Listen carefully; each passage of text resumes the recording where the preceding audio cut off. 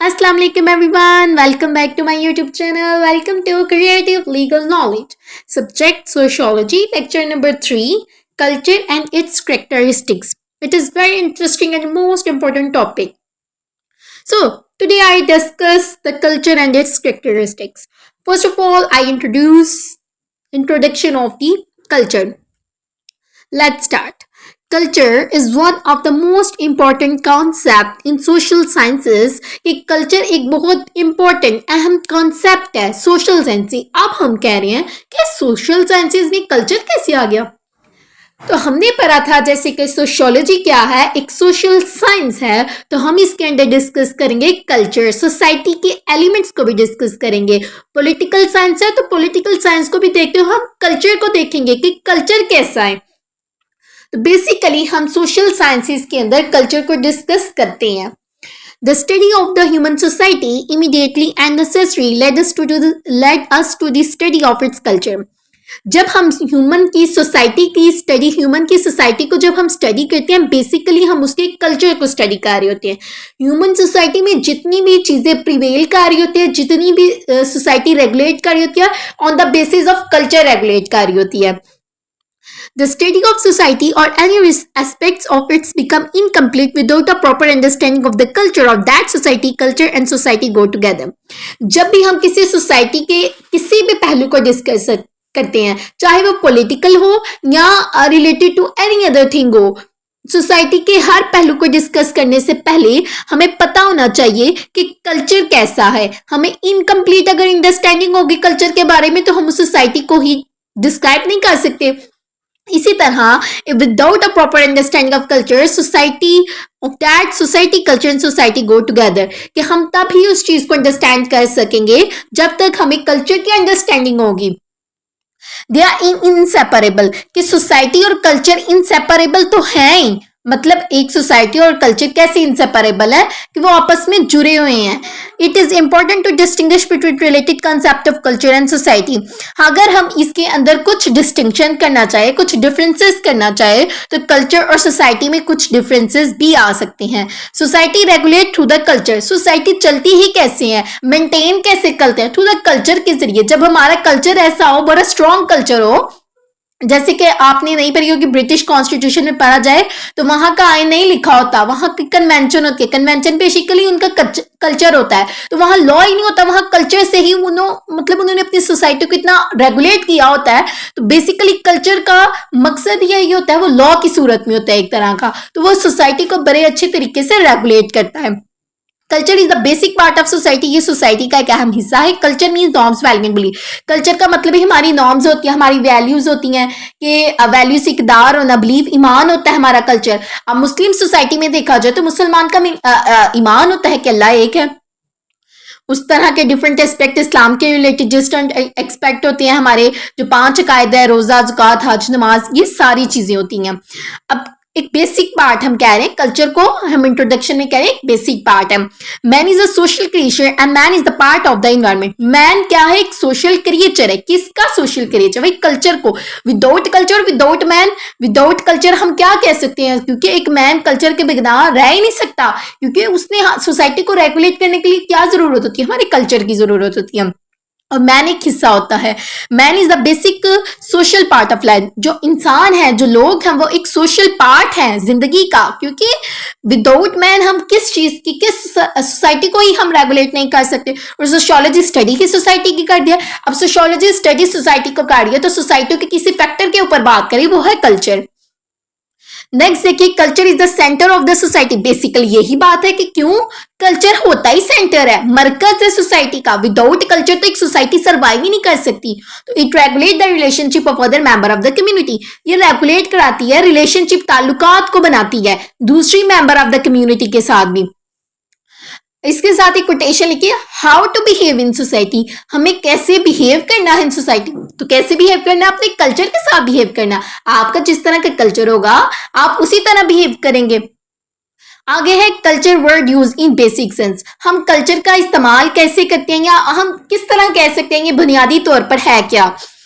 Excellence of taste in the fine arts and humanity also known as high culture.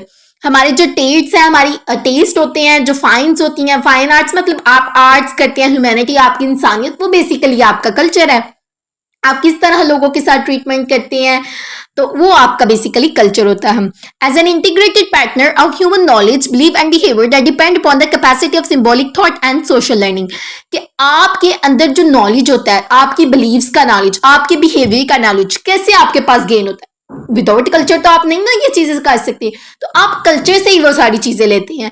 तो symbolic thought and social learning, आपकी जो social learning के ऊपर depend कर रहा होता है कल्चर, क्योंकि कल्चर क्या है, कल्चर एक सोसाइटी को चलाने का जरिया बन रहा है ना। तो आपके अंदर इतनी कैपेसिटी हो कि आप किस तरह लोगों के साथ शो कर सकते हैं, किस तरह उनके साथ एक अच्छा टाइम स्पेंड कर सकते हैं, तो आपको कल्चर सिखाता है किस तरह बड़ों से बात करनी है, ये आपका कल्चर आपको सिखाता है।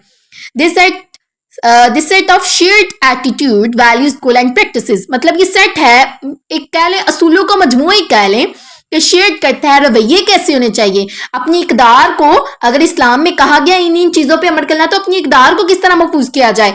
गोल्स है, practices and that characterize an institutions and organization और ग्रुप, तो कैसे वो एक करेक्टराइजेशन आप इंस्टीट्यूशंस का के साथ किस तरह रेगुलेट कर सकते हैं सोसाइटी, ये सारी चीजें आपको एक कल्चर बताता है कि किस तरह आपने सोसाइटी में रेगुलेट करना, चाहे वो इंस्टीट्यूशन के साथ हो या ग्रुप्स के साथ हो। According to Merriam Webster dictionary, इसके मुताबिक एक मैरियम वेबस्टर डिक्शनरी में लिखा है, the believe, custom and art of the particular society group family, ये ऐसे बिलीव्स होते हैं, ऐसे ईमान होती हैं, ऐसे कस्टम्स होते हैं, ऐसे ट्रेडिशंस होते हैं, रवाज होती हैं, आर्ट्स होती हैं। आपका कल्चर आपको एक आर्ट प्रोवाइड करता है, ठीक है। आपके अंदर एक इनोवेशन का होता है कि आप किस तरह चीजों को लेते हैं। अब द पार्टिकुलर सोसाइटी, खास सोसाइटी के लिए, प्लेस के लिए, टाइम के लिए, हर एक का कल्चर डिफरेंट है। अगर आप अपनी सोसाइटी को देखेंगे आपका कल्चर हो रहा है, आप दूसरी सोसाइटी को देखेंगे आपका कल्चर डिफरेंट होगा, दोनों के कल्चर डिफरेंट होंगे। तो बेसिकली ये बिलीव, कस्टम और आर्ट्स का मजमुआ होता है। अब concept of culture, when the concept first emerge in 18th and 19th century, Europe से started connected the process of cultivation improvement in agriculture. जब कल्चर का कंसेप्ट ही 18 और 19th सेंचुरी में स्टार्ट हुआ यूरोप से, और इसमें भी कल्टीवेशन, तहजीब किस तरह चेंजिंग आई, तो उस चीज को हमने कल्टीवेट से वर्ड निकाला, किस तरह चेंजिंग आई उससे हमने निकाला कल्चर को। आगे है meaning of culture. The word culture is derived from the Latin word cultural, means to cultivate, cultivate करता है। कल्चर का लफ्ज ही लतीनी जबान से निकला है, कल्टीवेट करना, चेंज करना, उस सेंस में। डेफिनेशन आ गया अकॉर्डिंग टू हेस्कोविट, लिखता है man made part of an, culture क्या है, मैन मेड है ना, इंसानों के बनाए हुए हैं ना। तो इंसान जब इस सोसाइटी में, एक सोसाइटी में रहता है, तो वो किस तरह अपने बिहेवियर को शो करता है, उसके सिंबल्स होते हैं। आप अगर हमारी स्टेट में कोई दूसरी स्टेट का पर्सन आए, तो आप उसको देखकर ये अंदाजा लगा लेते भाई ये इस स्टेट का होगा, क्योंकि उसके बिहेवियर को, उसकी वॉकिंग से, उसके पढ़ने से या उसके बोलने से आपको ये पता चल जाता है। तो ये एक मैन मेड है कि एक इंसानों ने ये कल्चर को डिवेल्प किया है, क्योंकि इंसान जब भी सोसाइटी में है तो वो किसी ना किसी चीज को रेगुलेट कर रहे हैं, तो किसकी मदद से कर रहे हैं, वो कल्चर होता है उनके पास। अकॉर्डिंग टू मोडियम, culture is the way of learning transmit from generation to generation. Culture एक वे है, एक जरिया है, लर्निंग का प्रोसेस होता है ये। हम जिस तरह स्टडी करते हैं तो 1 by 1 हम 1 2 3 and 4 5 6 7 8 9 10 देन ऑनवर्ड हम चलते जाते हैं, हमारी क्लासेस की स्टेज। इसी तरह एक कल्चर वे ऑफ लर्निंग का, पढ़ने का जरिया है, and transmit from generation to, और एक जनरेशन से दूसरी जनरेशन में ट्रांसफर हो जाता है। ये भी बात बिल्कुल दुरुस्त है। अगर एक हम फॉर एग्जाम्पल लेते हैं, एक कह लें कि एक फैमिली की बात करते हैं, उनका कल्चर है, तो वो उस फैमिली से, उनके पेरेंट्स से, जब वो उनके पेरेंट्स से उनके चिल्ड्रन में, आगे उनके चिल्ड्रन अगर बड़े हो जाते हैं वो पेरेंट्स बन जाते हैं, पेरेंट्स से, मतलब जनरेशन टू जनरेशन ये ट्रांसफर हो रहा है। लॉ के रिस्पेक्टिव से, पर्सपेक्टिव से देखेंगे कल्चर है क्या। The culture is regulate the society in a flow and these culture the type of law if law did not. अब कहता है कि कल्चर जो सा है एक सोसाइटी को रेगुलेट करता है। बेसिकली कल्चर को कहा गया है कि कल्चर भी एक टाइप है लॉ की। हमने जब पढ़ते हैं लॉ का पर्सपेक्टिव, लॉ का ओरिजिन देखते हैं, तो लॉ का ओरिजिन भी कस्टम से निकला। बहुत से ऐसे कस्टम है जो एक लॉ की शेप में आ गए। तो लॉ बेसिकली क्या है, कस्टम है, और कस्टम बेसिकली क्या है, एक टाइप है लॉ की। Next they exist and culture tradition is too broader. आप देखिए, if the law did not exist then the society, अगर लॉ एग्जिस्ट ही नहीं करता, कहते हैं if the law did not exist then the society would not be able to less than a jungle. अगर एक सोसाइटी रेगुलेट करनी है और उसमें लॉ का कंसेप्ट ही नहीं है, तो वो सोसाइटी कैसे रेगुलेट हो सकती है? वो सोसाइटी अच्छे तरीके से आप रेगुलेट ही नहीं हो सकती, उसमें अनफेयरनेस आएगी, कोई जस्टिस सिस्टम नहीं होगा। तो एक सोसाइटी को रेगुलेट करने के लिए लॉ का होना बहुत जरूरी है। अगर लॉ नहीं है तो एक जंगल के तरह से, जैसे जंगल में जिसके पास फिजिकल पावर होगी वो अपने इख्तियारात ले सकता है दूसरों से, तो ये किसी जंगल से काम नहीं होगा अगर लॉ नहीं होगा। तो लॉ बेसिकली, इसमें लॉ के परस्पेक्टिव कल्चर बहुत ज्यादा इंपॉर्टेंट है। तो कल्चर जो सा एक टाइप है लॉ की। देन है culture regulate the society, basically वही उन्होंने कोटेशन लिखी, कल्चर जो है रेगुलेट करता है, जिस तरह लॉ एक रेगुलेट करता है सोसाइटी को, स्टेट को, इसी तरह कल्चर भी रेगुलेट करता है एक सोसाइटी को, एक स्टेट को। नेक्स्ट हम पढ़ेंगे आगे कैरेक्टरिस्टिक्स ऑफ कल्चर, खसूसियात क्या है भाई कल्चर की, ये एक इंपॉर्टेंट पर्सपेक्टिव होगा। हम इधर से देखेंगे कल्चर की खसूसियात। The definition cited above reveal some of the important characteristics of culture, कुछ important characteristics for a clear understanding of the concept of culture it is necessary for us to men its features. अब हम इसके features की तरफ चले, कौन सी ऐसी खसूसियात है कल्चर को हम लॉ भी कह सकते हैं? ये तो एक इंटरेस्टिंग कॉन्सेप्ट है ना, आपका कल्चर आपका लॉ कैसे हो सकता है? तो उसके अंदर कुछ ऐसे मतलब पार्ट्स होंगे, ऐसे पॉइंट्स होंगे जिसकी वजह से वो कल्चर का हिस्सा, कल्चर एज अ लॉ भी यूज हो सकता है। तो कल्चर कैसे रेगुलेट करे सोसाइटी को? अब हम पढ़ते हैं कैरेक्टरिस्टिक्स ऑफ कल्चर। कल्चर की सबसे पहले कल्चर इज शेयर्ड, बेसिकली आपको पता है कल्चर शेयर्ड होता है, मतलब एक पर्सन के पास है, वो उस चीज को देखते हुए, उसके कल्चर को देखते हुए दूसरा पर्सन उससे इंप्रेस होकर वो भी अडॉप्ट करता है। तो कल्चर एक शेयर्ड प्रोसेस है। Culture is the sociological sense देखेंगे, is something shared. It is not something an individual alone can possess. For example, custom, tradition, ideal beliefs, values, morals are shared by people of the group. ऐसे तो एक culture एक shared process है, एक person से दूसरे person को share हो, दूसरे पर्सन से आगे 4 लोगों को शेयर हो, आगे 4 से 8 को शेयर हो, तो एक शेयरिंग प्रोसेस है। नेक्स्ट आगे हम देखेंगे कल्चर इनकम्पासेस कलेक्टिव बिलीफ, ये मजमुआ है बिलीफ का, आपके ईमान का, कस्टम्स का, ट्रेडिशन है, define acceptable behaviour, social expectations. आगे देखिए quotation, culture is the collective programme of the mind, एक कलेक्टिव प्रोग्राम, एक इंडिविजुअल का प्रोग्राम नहीं है। अगर आप किसी प्रोग्राम पे जाते हैं तो आपके पास सिर्फ एक ही पर्सन उस प्रोग्राम का हिस्सा नहीं होगा। इसी तरह कह रहे हैं कि कल्चर एक कलेक्टिव प्रोग्राम है माइंड का, जहनों में ये नहीं है कि मेरा कल्चर सिर्फ मेरा नहीं, आपकी सोसाइटी में रहने वाले लोगों का भी है, एक कलेक्टिव कस्टम की तरह प्रिवेल कर रहा है सोसाइटी में। डिस्क्रिप्शन देखिए, अगर किसी स्टूडेंट के लिए मुश्किल होगा अगर इसकी एक्सप्लेनेशन को याद करना, तो डिस्क्रिप्शन देख लें। डिस्क्रिप्टिव में आपके पास जो जो एलिमेंट्स लिखे होंगे वो बेसिकली एक मेन पॉइंट होंगे, तो आप उसको देख के आप उसके ऊपर थोड़ी सी सेल्फ राइटिंग कर सकते हैं। Collective belief, custom and tradition, अब कल्चर इज शेयर्ड है तो बेसिकली ये कलेक्टिव बिलीफ है, ग्रुप्स का भी है, यूनिट्स का भी है, कस्टम कम्युनिटीज का भी है, कस्टम एंड ट्रेडिशन है। कल्चर इज सोशल, अब कल्चर बेसिकली सोशल है ना, समाज में है, सोसाइटी में है, सोसाइटी के एलिमेंट्स की बात करें तो एक सोशल तो होगा। Culture is social, culture is social culture that does not exist in isolation, तो कल्चर भी भैया आइसोलेशन में है, कल्चर बनता ही लोगों के साथ है, ह्यूमन से मैन मेड है, तो कल्चर सोशल ही रहेगा, कैसे आइसोलेशन में रह सकते हैं। Neither it is an individual phenomena, ये कोई एक फर्द का फिनोमिना नहीं है, एक फर्द के पास नहीं है, बल्कि एक कलेक्टिव है। It is the product of society, basically ये प्रोडक्ट है, ये पैदावार किसकी है? कल्चर, सोसाइटी की, इंसानों से निकला, इंसानों ने इसे मैन मेड एनवायरनमेंट दिया, तो कल्चर मैन मेड की वजह से निकला, तो एक सोसाइटी की प्रोडक्ट है। It is originated and drive to social interaction, originated and develop कैसे हुए? सोशल इंटरेक्शन, जब हम किसी दूसरे पर्सन से बात करते हैं तो हमारे एक्शंस, बिहेवियर्स ये एक कल्चर का हिस्सा होते हैं, तो ये एक सोशल इंटरेक्शन, हमारी सोसाइटी में जिन जिन के साथ हमारा इंटरेक्शन होता है तो वो बेसिकली हमारे कल्चर की वजह से। अगर कोई और कल्चर का अगर कोई और स्टेट का मेंबर आ जाए तो उसकी कल्चर डिफरेंट होगी, तो वो हमारा एक सोशल इंटरेक्शन बड़ी मुश्किल से होगा। अपनी सोसाइटी के कल्चर्स के साथ हम मतलब सोसाइटी में जितने भी लोगों का कल्चर सेम होगा तो एक सोशल इंटरेक्शन की वजह से इंक्रीज होता है।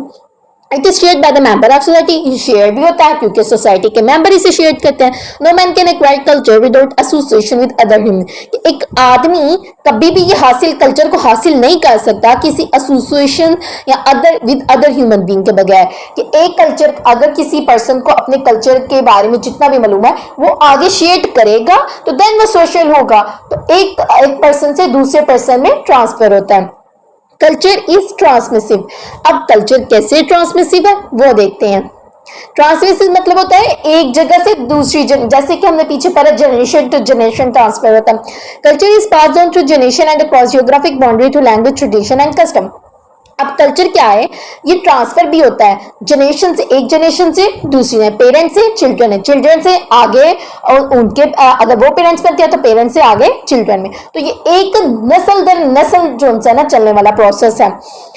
अब कल्चर ट्रांसफर करने का जरिया कैसा है, अब कोई भी चीज दे रहे हैं तो एक ट्रांसफर करने का प्रोसेस होता है, कैसे कर सकते हैं आप अपनी जुबान मतलब लैंग्वेज के जरिए, आपकी उर्दू है, इंग्लिश है, जो भी है, स्पेनिश है, फ्रेंच है, आप अपने कल्चर को कैसे रिप्रेजेंट करेंगे अपनी लैंग्वेज के जरिए, ट्रेडिशंस के जरिए। अगर कोई भी हमारी स्टेट से बाहर के पाकिस्तान की स्टेट में अगर कोई भी दूसरी स्टेट का पर्सन आता है, लाइक कोई इंग्लिश पर्सन लाइक अंग्रेज आता है, तो हमें पता चल जाता है, हमें पता है उनकी कल्चर्स ऐसे हैं, वो अपनी लैंग्वेज से रिप्रेजेंट करता है कि हमारा कल्चर क्या है, हमें पता चल जाता है वो बाहर के मुल्क से आया है। तो ट्रेडिशन एंड एजुकेशन के जरिए भी हम अपने कल्चर को रिप्रेजेंट करते हैं। तो culture is capable being transmitted from generation to the next, parent pass on culture trades of their children and returning to their children and so on. वही चीज मैंने कि एक चिल्ड्रन से पेरेंट्स से चिल्ड्रन में, चिल्ड्रन से आगे वो पेरेंट्स बनते हैं तो वो चलता जाता है। Language is the main vehicle of culture, language is different from reading, writing and speaking. कि लैंग्वेज सबसे बड़ा इंपॉर्टेंट पार्ट है कल्चर का, क्योंकि हम अपनी लैंग्वेज के जरिए दूसरों को समझा सकते हैं अपने कल्चर के बारे में, दूसरों को भी अंडरस्टैंड कर सकते हैं, उनके लैंग्वेज समझ के भी हमें पता चलता है उनका कल्चर क्या है। तो culture is transmitted generation to generation through language tradition and custom. ये कोटेशन होगी। देन है डिस्क्रिप्शन। डिस्क्रिप्शन का मतलब इसमें आ जाता है कि pass down through generation and across geographic boundary, अपनी ही बाउंड्री में रह के अपने ही कल्चर को एक जनरेशन से दूसरी जनरेशन में ट्रांसफर कर रहे हैं। Culture is continuous and cumulative. अब कॉन्टिन्यूस भी और कल्मिनेटिव भी है। कॉन्टिन्यूस को पता है ना, जारी रखना। Culture thus may be conceived as a kind of stream flung down through century from one generation. Culture ऐसा है जिस तरह एक दरिया का बहाव होता है ना, वो चलता जाता है थ्रू सेंचुरीज, एक जनरेशन से एक दरिया से दूसरे दरिया से। इसी तरह कल्चर को एज एग्जाम्पल दिया कि एक जनरेशन से दूसरी जनरेशन में चलता जाता है। Culture exist as a continuous process. Culture exist कह रहा है क्योंकि एक कॉन्टिन्यूस प्रोसेस जारी करता है। In its historical growth, it tends to become culminative. Culture is growing whole, which include itself the achievement of the past and the present and preparing for the future achievement of mankind. कि culture एक continuous process है। Culture grow कैसे कर रहा है कि हमारी achievement कैसी हुई पास्ट में, प्रेजेंट में कैसी है, या फ्यूचर में हम कैसे कर सकते हैं। ये हमारा कल्चर हमें इन चीजों के बारे में शऊर देता है, अक्ल देता है। Culture changing through innovation. Culture जो है चेंज कर देता है थ्रू इनोवेशन, इजादात के जरिए डिफिजन एंड एडेप्टेशन। अब कल्चर जो है वो चेंज होता है कैसे, नई नई इजादात होती हैं तो हमारे कल्चर में थोड़ी चेंजेस आने लग पड़ती हैं। तो culture through innovation, diffusion and adaptation से चेंज होता है। डिस्क्रिप्शन इसकी क्या है, कैसे डिस्क्राइब किया गया है, respond to internal and external pressure, कि इंटरनल या एक्सटर्नल प्रेशर की वजह से हमारे कल्चर में चेंजेस आती हैं। एक्सटर्नल प्रेशर, इंटरनल अपनी ही स्टेट के लोग ये चाह रहे हो कि हमारे कल्चर को चेंज किया जाए, हमारे कल्चर को इवॉल्व किया जाए। एक्सटर्नल प्रेशर ये होगा कि दूसरी स्टेट एक स्टेट के ऊपर रिस्ट्रिक्शन इम्पोज कर रही होगी कि आपकी कल्चर में ये खराबियां, इसको डिवेल्प किया जाए, इसको इवॉल्व किया जाए। तो आपके इंटरनल और एक्सटर्नल प्रेशर की वजह से भी कल्चर को चेंज किया जा सकता है। Culture is learn. कल्चर एक सीखने का जरिया है, लर्न करते हैं, हम सीखते हैं। Culture is not inherited biologically. Biologically हमारे अंदर ये इनहेरिट नहीं किया जाता, but learn socially by man. हम सीखते हैं सोशली, सोसाइटी से सीखते हैं, लोगों से सीखते हैं।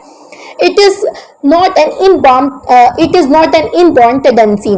There is no cultured instinct. Culture it is. There is no culture instinct.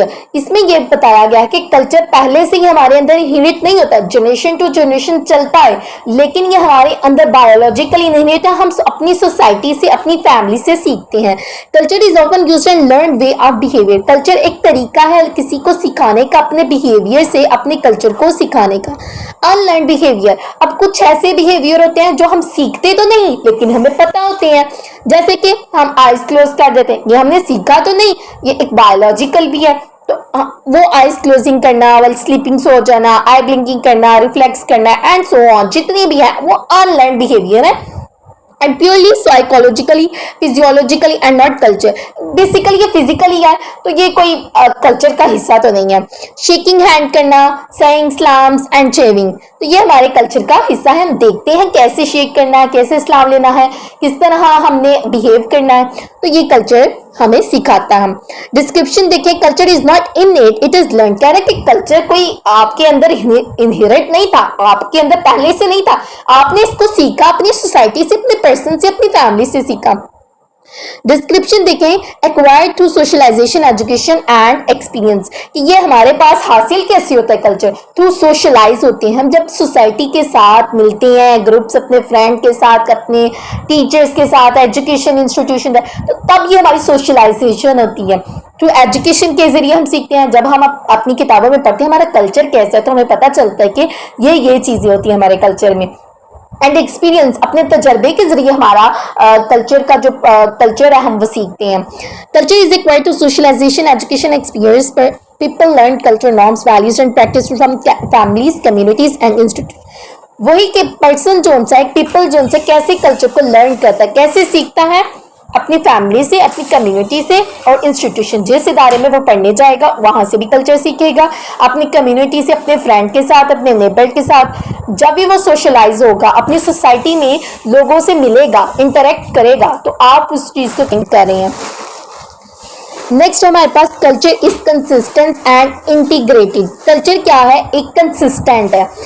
Culture in its explanation development has revealed tendency to be consistent at the same time different part of culture are interconnecting।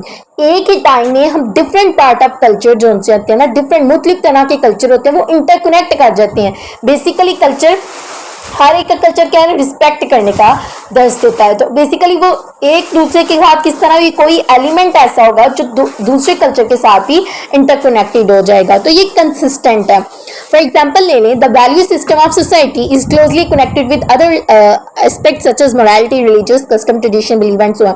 वही चीज के एक society, बल्कि दो society लेते हैं, दोनों society का क्या मकसद, कभी भी अहलाकियात से नीचे ना गिरे, रिलीजियस को, मजहब को हम रिस्पेक्ट दें, कस्टम्स, ट्रेडिशन एंड बिलीफ जो उनसे उसको रेगुलेट। तो दूसरी सोसाइटी, दूसरे कस्टम भी, दूसरे कल्चर भी इसी चीज को कहते हैं। तो बेसिकली एक दूसरे के साथ कंसिस्टेंट हो जाते हैं, जुड़ जाते हैं, इंटरकनेक्टेड हो जाते हैं।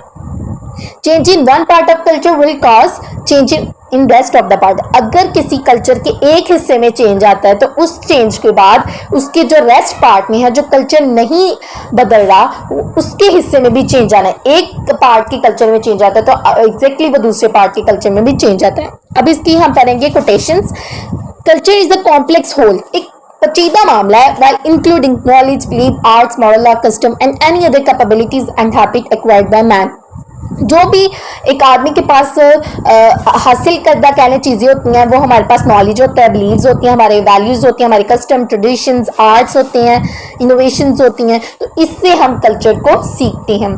डिस्क्रिप्शन देखेंगे, interconnected component from the cohesive whole, कि ये एक इंटरकनेक्टेड कल्चर, इंटरकनेक्टेड कंपोनेंट है कि दूसरी सोसाइटी के साथ भी जुड़ा हुआ है। कोहेसिव होल हम आगे पैदा करता है, सिमिलैरिटीज होती हैं कल्चर के दरमियान। Next है, culture consists of interconnected component that from the cohesive whole influencing individual and group behavior। अब ये influence असरअंदाज करता है इंडिविजुअल के भी, एक फर्द के बिहेवियर को भी, और एक कलेक्टिव भी, एक ग्रुप के बिहेवियर को भी असरअंदाज करता है, क्योंकि ये दूसरे कंपोनेंट दूसरी स्टेट्स के कल्चर के साथ भी इंटरकनेक्टेड होता है। Culture is gratifying, gratifying word निकला है ग्रांटेड से, अता करने से। अब कल्चर क्या है, culture provide proper opportunity, culture हमें मुहैया करता है proper opportunity and prescribe means for the satisfaction of our needs and desire. और प्रिस्क्राइब कहता है कि आपकी नीड्स, आपकी जो ज़रूरियात है, आपकी जो ख्वाहिशें हैं, उसको कल्चर ही डिफाइन कर रहा है। दीज नीड्स में भी बायोलॉजिकली और सोशल इन नेचर। ये नीड्स हो सकती हैं, हो सकता है कि ये बायोलॉजिकल भी हो या सोशल इन नेचर। एक सोसाइटी में रहे तो हमें कुछ नीड्स की ज़रूरत, हमें कुछ समाजी चीज़ों की ज़रूरत हो। आवर नीड्स, हमारी नीड्स क्या होती है? फॉर फूड के लिए होती है, पनाह के शेल्टर के लिए होती है, clothing and the other hand and our desires for status, name, fame, matters, etc. कुछ हमारी नीड्स होती हैं कि खुराक फराहम की जाए, हमें पनाहगाह दी जाए, या कपड़ों के रिलेटेड हमारे कल्चर होते हैं। एंड दूसरी तरफ हम देखें तो एक स्टेटस होना चाहिए सोसाइटी में। स्टेटस को इन्हांस करवाया नेम के, फेम से, मनी से। ये कुछ चीजें होती हैं। Our example fulfil according to the culture way. ये कुछ ऐसे एग्जाम्पल हैं जो एक कल्चर के वे को रिप्रेजेंट कर रही हैं। Culture is dynamic and adoptive. Culture अब डायनेमिक भी है और अडॉप्टिव भी है। Adoptive with the passage of time ये अडॉप्ट कर रहा है नई नई चीजों को। अब जब नई नई इनोवेशन, नई नई इजादात होती है तो लोगों के माइंड बिल्कुल चेंज होने लग पड़ते हैं। True culture is relatively stable and it's not altogether static. Culture एक स्टेबिलिटी तो है। कल्चर ये नहीं कि एक वक्त से शुरू हुआ तो आप दूसरे लम्हे कह सकते हैं कल्चर, और नहीं। कल्चर एक ग्रोइंग प्रोसेस है, मतलब ये पैसेज ऑफ टाइम चेंज होता है, एग्जैक्ट नहीं चेंज हो सकता। It is not altogether static, ये सेम भी नहीं रहता। It's subject to slow but constant change. ये एक स्लो प्रोसेस है लेकिन इसके अंदर चेंजेस आएंगी। Change and growth are latent in culture. जो चेंजेस और ग्रोइंग आएगी वो एक प्रोसेस के जरिए आएगी। Culture is responsive to changing condition of the physical world. कि कल्चर का एक रिस्पॉन्स होता है, अगर जितनी भी चेंजिंग कंडीशन हो रही है एक वर्ल्ड के अंदर, तो वो भी कल्चर के साथ भी चेंज हो रहा है। कल्चर चेंज हो रहा है तो आपकी सोसाइटी चेंज हो रही है। अगर आपकी सोसाइटी चेंज हो रही है तो आपका एग्जैक्टली कल्चर चेंज होगा। इट इज अडेप्टिव, बेसिकली ये अडॉप्ट किया जाता है। It also intervenes in the natural environment and help man in his process of adjustment. तो कल्चर हमें एक सोसाइटी में रहने के लिए, एक एडजस्टमेंट के लिए भी बहुत ज्यादा इंपॉर्टेंट होता है। कल्चर ही बेसिकली हमें एडजस्ट करता है सोसाइटी में।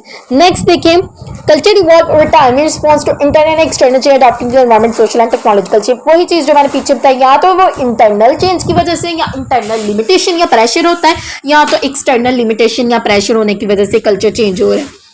अब कल्चर और not static but constantly evolve. Culture एक ही जगह नहीं है, बस जैसे लॉ होते हैं, लॉ को हमने क्रिएट कर दिया, उसी के मुताबिक फैसला। कल्चर ऐसा नहीं है, कांस्टेंट तो नहीं है, लेकिन कांस्टेंट इस तरह से कह सकते हैं कि एक से दम चेंज नहीं हो सकता, मतलब with the passage of time change होगा, ग्रोइंग कल्चर होगा।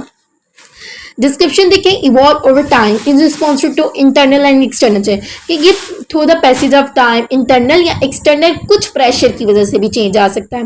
Culture vary from society to society. अब एक सोसाइटी का कल्चर डिफरेंट होता है, दूसरी सोसाइटी का कल्चर डिफरेंट होता है। तो every society has a culture of its own. Her society का अपना अपना कल्चर होता है, वो अपने अपने तरीकों के साथ अपनी सोसाइटी को रेगुलेट कर रहे होते हैं। It differ from society to society. एक सोसाइटी से दूसरी सोसाइटी में अगर जाएंगे तो हमें बहुत सी चीजें डिफरेंस नजर आएगा। तो बेसिकली डिफरेंस क्यों नजर आएगा? हमारा कल्चर और है, उस सोसाइटी का कल्चर और होगा।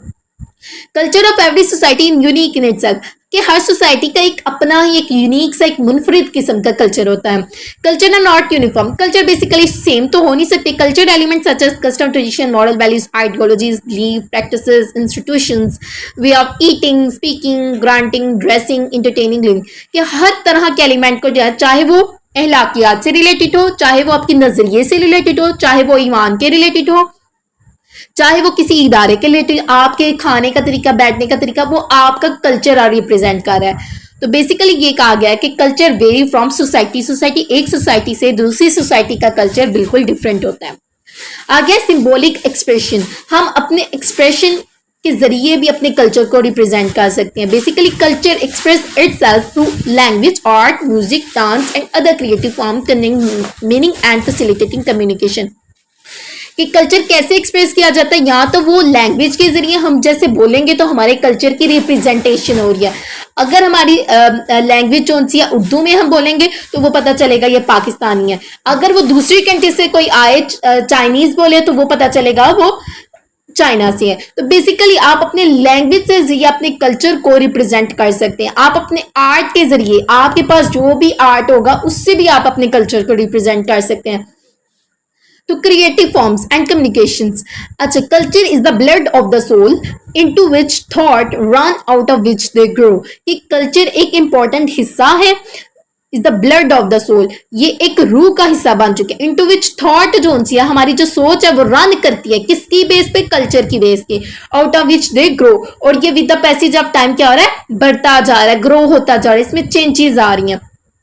डिस्क्रिप्शन देखेंगे, डिस्क्राइब कैसे किया, language, art, music, dance and the creative form. Next है ह्यूमन राइट्स। अब कल्चर अपहोल्ड बरकरार रखता है, कल्चर किस चीज को बरकरार किया, fundamental human values and freedoms को, promoting human rights and dignity. These characteristics demonstrate culture's complexity, depth and significance in shaping human experience. अब कल्चर हमारी जो इकदार होती है, हमारे राइट्स होते हैं, उसको भी प्रोटेक्ट करते हैं। अब कौन सा ऐसा कल्चर होगा जो कभी क्राइम को प्रमोट कर, कोई ऐसा कल्चर नहीं, कोई ऐसी सोसाइटी नहीं होगी, क्योंकि कल्चर का काम ही क्या होता है, एक सोसाइटी को रेगुलेट करना। तो कल्चर बेसिकली रेगुलेट करेगा सोसाइटी के, ताकि उसके अंदर अनरेगुलेशन प्रोसेस स्टार्ट करेगी। तो कल्चर प्रोटेक्ट करेगा ह्यूमन राइट्स को और वकार को। These characteristic demonstrate culture complexity, depth in significance shaping human experience. इसमें एक ह्यूमन एक्सपीरियंस शामिल हो जाएगा। Culture promote human rights and dignity. Basically culture का काम यही है कि ह्यूमन राइट्स और डिग्निटी को प्रमोट करे। डिस्क्रिप्शन देखेंगे इसकी, uphold fundamental human values and freedom, ये बरकरार रखता है इंसानों के इक़्तिदार को, उसकी आज़ादी के रिलेटेड भी राइट्स प्रोवाइड करता है। बेसिकली कल्चर किसी को आइसोलेट नहीं कर देता, कल्चर एक सोशलाइजेशन प्रोसेस है, वो सोसाइटी को रेगुलेट करेगा। नेक्स्ट हमारे पास होगा कि culture foster social connection and collective belonging, emphasizing community and shared identity. कि कल्चर एक फोस्टर सोशल कनेक्शन हम आगे पैदा करता है, चाहे वो कलेक्टिव बिलोंगिंग हो, मतलब मजमूए से रिलेटेड किसी एक फर्द ना हो, उसके अंदर यूनिट्स हो, ग्रुप्स के रिलेटेड हो। एम्फसाइजिंग करता है कि कम्युनिटी अपने कल्चर को शेयर करे और अपनी शिनाख्त करे थ्रू द कल्चर के जरिए। डिस्क्रिप्शन है foster social cohesion and collective belonging. Description में भी ये लिखा है कि फॉस्टर होगी social cohesion and collective belonging. अच्छा जी, तो मैं बता रही थी foster social cohesion and collective belonging, ये एक समाज में हमागी पैदा करता, एक कलेक्टिव बिलोंगिंग होती है। सिंपल कम्युनिकेशन, अब सिंपल से हम अपनी कम्युनिकेशन तो कर सकते हैं, जैसे कि culture communicate through symbol, ritual and myth, conveying meaning beyond verbal language. अपनी लैंग्वेज के जरिए हम अपनी कल्चर को रिप्रेजेंट करते हैं। अगर हमारी लैंग्वेज सेम है तो हम अपने आइडियाज, अपनी वैल्यूज को दूसरे पर्सन को अच्छी तरह समझा सकते हैं। तो कम्युनिकेशन करने का जरिया क्या बन रहा है, लैंग्वेज बन गया। लैंग्वेज बेसिकली किस चीज को रिप्रेजेंट है, हमारे कल्चर का हिस्सा है, पार्ट है। तो क्या है, लैंग्वेज जो है एक कम्युनिकेशन का जरिया है। नेक्स्ट है culture communicate through symbol, ritual and myth जो उनसे होते हैं, हमारी ट्रेडिशन, हमारे कस्टम, हमारी वैल्यूज हमारे कल्चर को रिप्रेजेंट करें। तो बेसिकली कल्चर क्या है, कल्चर भी इन्हीं चीज पे बेस करता है। Description, conveying meaning through non verbal and verbal symbol, या अपने वर्बल या नॉन वर्बल सिंबल से थ्रू लैंग्वेज के जरिए हम रिप्रेजेंट करते हैं कुछ साइन के जरिए। जैसे क्रिश्चियन होता है तो बेसिकली अगर हम उनके घर जाए तो साइन देख के, टी वगैरह उस तरह देख हमें पता चल जाता था क्रिश्चियन, तो वो कुछ सिंबल के जरिए हमें पता चल जाता है।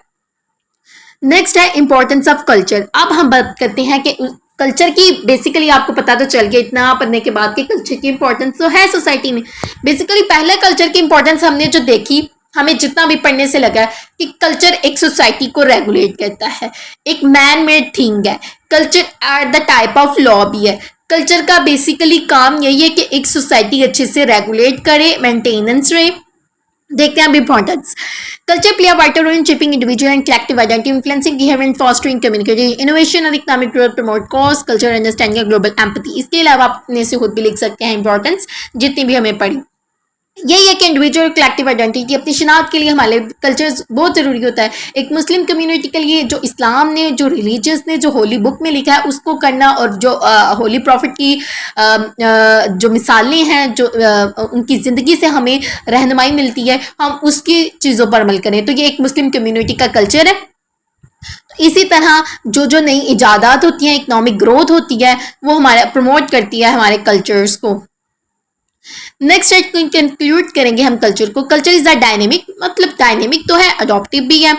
मतलब चेंज भी होता रहता है। अ मल्टी फैसिलिटेड कंसेप्ट है शेप ह्यूमन एक्सपीरियंस, बहुत से इसके क्या लें कि कॉन्सेप्ट है कल्चर के जो शेप करते हैं, जो ह्यूमन एक्सपीरियंस में इजाफा करते हैं। It's characteristics reveal it's symbol, इसकी जो खसूसियात रिवील कैसी हुई, हमें कैसे पता चला कि इसकी कौन कौन सी हमें अब पता चला कि सिंबल के जरिए हम अपने कल्चर को रिप्रेजेंट कर, सोशल होकर हम अपने कल्चर को रिप्रेजेंट कर सकते हैं, diverse relative and influence nature, और हमारे जो नेचर का हमारी जो सोसाइटी के अंदर एक नेचर होगी उससे हमें पता चल सकता है कि हमारा कल्चर किस तरह है। क्या वो कंजर्वेटिव तो नहीं, क्या वो थोड़ा सा लिबरल तो नहीं, ये कल्चर, ये उनके रहन सहन के सोशलाइज होके पता चलता है। Culture fosters community creative and identity while influencing human development and well-being. Embracing cultural diversity and complexity promote empathy, understanding and global harmony. Culture का यही काम है कि भाई आप एक दूसरे से हमदर्दी, अगर कोई गरीब मिल जाता है तो आप उसकी हेल्प कर सकते हैं। हमारा कल्चर तो ये कहता है रिस्पेक्ट करें बड़ों की, छोटों की इज्जत करें। तो हमारा कल्चर तो हमें ये सिखाता है। तो हर सोसाइटी का कल्चर तो डिफरेंट हो सकता है, लेकिन आप दूसरी सोसाइटी का कल्चर ये तो ना कह सकता कि आप बड़ों की इज्जत ना करें। तो बेसिकली इंटरकनेक्टेड भी होते हैं। तो ये एक हारमोनी, ग्लोबल हारमोनी प्रिवेल कर रहे हैं, एक पूरी यूनिवर्सल कह रहे हैं कि एक एप्लीकेबिलिटी होती है इनके अंदर। Ultimately culture define humanity, connecting us across time space and generation. Culture को हम इस तरह लेंगे, इंसानियत से भी कनेक्ट करता है, हमारे टाइम, हमारे स्पेस, हमारे जनरेशन के जनरेशन भी कल्चर रिप्रेजेंट किया जा सकता है। तो today the lecture is very most interesting and very very interesting. So today this lecture is completed now, and do subscribe my YouTube channel. Okay students, Allah Hafiz.